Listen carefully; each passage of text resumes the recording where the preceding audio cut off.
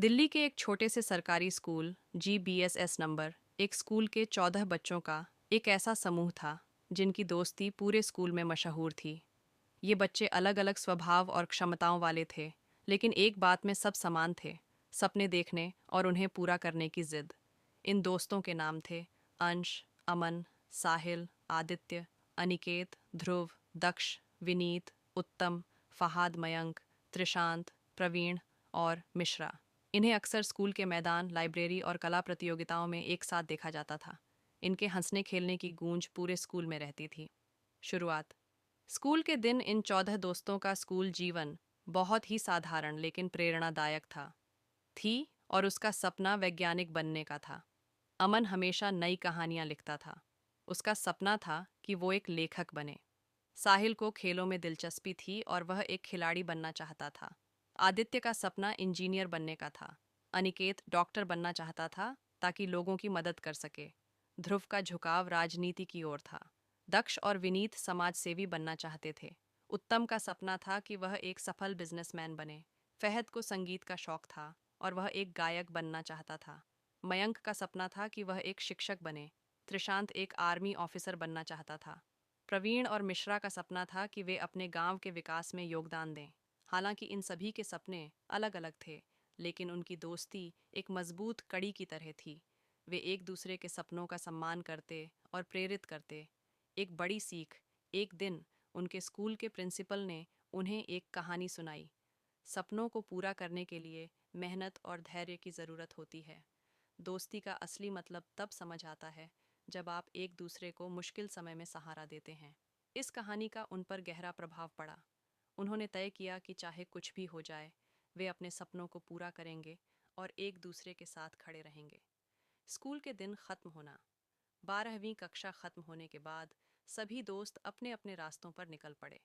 अंश ने विज्ञान के क्षेत्र में पढ़ाई के लिए एक प्रतिष्ठित कॉलेज में दाखिला लिया। अमन ने पत्रकारिता और लेखन में करियर शुरू किया। साहिल ने स्पोर्ट्स अकादमी ज्वाइन की। आदित्य ने इंजीनियरिंग कॉलेज में दाखिला लिया। अनिकेत ने मेडिकल कॉलेज में एडमिशन लिया।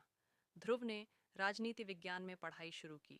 दक्ष और विनीत ने समाज सेवा की पढ़ाई के लिए NGO में काम करना शुरू किया। उत्तम ने बिजनेस मैनेजमेंट का कोर्स किया। फहद ने संगीत के क्षेत्र में करियर शुरू किया। मयंक ने टीचिंग को अपना लक्ष्य बनाया। त्रिशांत ने सेना में भर्ती की तैयारी शुरू की। प्रवीण और मिश्रा ने ग्रामीण विकास पर काम करना शुरू किया।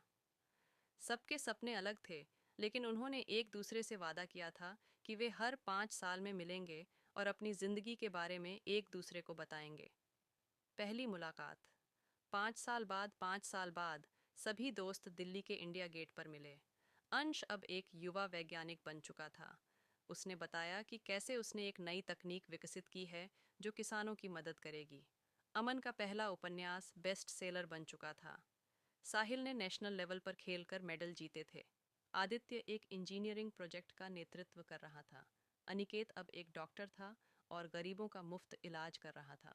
ध्रुव एक युवा नेता बन चुका था। दक्ष और विनीत ने गांव में शिक्षा और रोजगार के लिए एक NGO शुरू किया था।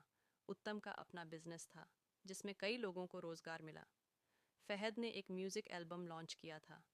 मयंक एक प्रेरणादायक शिक्षक बन चुका था। त्रिशांत अब सेना में कैप्टन बन चुका था। प्रवीण और मिश्रा ने अपने गांव में बदलाव की नई लहर ला दी थी। यह मुलाकात बेहद भावुक थी। सभी ने अपने संघर्षों और कामयाबियों के बारे में बताया। दोस्ती का असली मतलब। इस मुलाकात में उन्होंने यह महसूस किया कि उनकी दोस्ती ने ही उन्हें इतनी ताकत दी कि वे अपने सपनों को साकार कर सके। साहिल ने कहा, दोस्ती का मतलब सिर्फ साथ खेलना या हंसना नहीं है। दोस्ती का मतलब है एक दूसरे को प्रेरित करना और मुश्किल समय में साथ खड़ा रहना।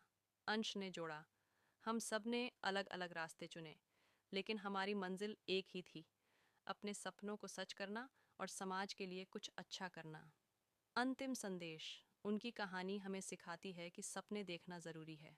मेहनत और एकजुटता से कोई भी सपना साकार हो सकता है। दोस्ती का असली मतलब सिर्फ साथ रहना नहीं, बल्कि एक दूसरे को आगे बढ़ने में मदद करना है। इन 14 दोस्तों ने साबित कर दिया कि अगर इरादे मजबूत हों और दोस्ती सच्ची हो, तो हर